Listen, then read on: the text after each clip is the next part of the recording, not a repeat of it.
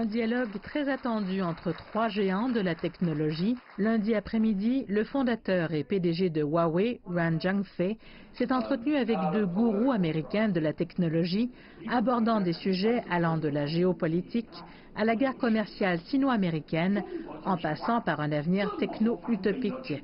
Un avenir qui pourrait placer Huawei face à des défis, selon son dirigeant âgé de 75 ans. Au cours des 2 prochaines années, nous devrons réduire nos recettes de production totale de 30 milliards de dollars à environ 100 milliards de dollars. Mais après une grosse mise à jour, nous allons rebondir pour être plus forts. George Gilder est reconnu mondialement comme l'un des principaux penseurs en économie et en technologie de ces 40 dernières années. Ce défenseur techno-utopique pense qu'une guerre froide technologique ne sera bénéfique à personne. Je veux contribuer à sauver les États-Unis d'une erreur tragique qu'ils sont en train de faire, tout hypnotisés qu'ils sont par leur stupide tournant, terreur et restrictions sur Huawei. Mais je peux aussi contribuer à la reconstruction de l'architecture d'Internet pour remédier à l'épouvantable effondrement sécuritaire sur Internet. Cela rend tout le monde paranoïde et nul ne fait confiance à qui que ce soit. Ran Zhangfei affirme que la société moderne doit respecter la loi, pas la loi de la jungle. La société humaine ne s'est pas développée sur la loi de la jungle, mais par un équilibre mutuel, une coopération et des ordres. Même un lion ne peut pas dévorer tous les lapins.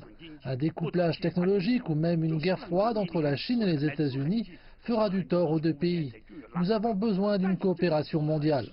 Le professeur Nicholas Negroponte est l'un des cofondateurs du laboratoire multimédia du MIT. Il a contribué à la naissance de l'industrie informatique, d'Internet et d'une grande partie de la technologie que nous utilisons au quotidien.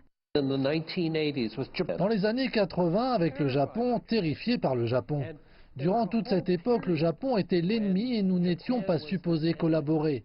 Maintenant, nous passons de l'époque du Japon à celle de la Chine. C'est Tian Wei de CGTN qui a animé le dialogue. C'est exceptionnel d'être informé par de vraies informations et d'authentiques penseurs plutôt que d'être prisonnier de tweets quotidiens et par ce qu'on peut qualifier d'aspect émotionnel. Faisant face au scepticisme, à l'incompréhension et même à l'hostilité à l'encontre de Huawei, la société prend toutes les mesures et approches nécessaires pour réorganiser sa marque dans le monde.